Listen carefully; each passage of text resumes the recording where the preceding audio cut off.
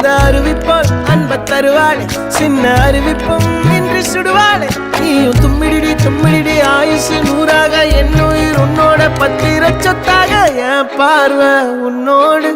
உன் பொம்மை கண்ணோடு பேசாமல் விண்ணோடு நாம் மிதந்து போவோம் காதாரா அடியாளோ நான் தாங்க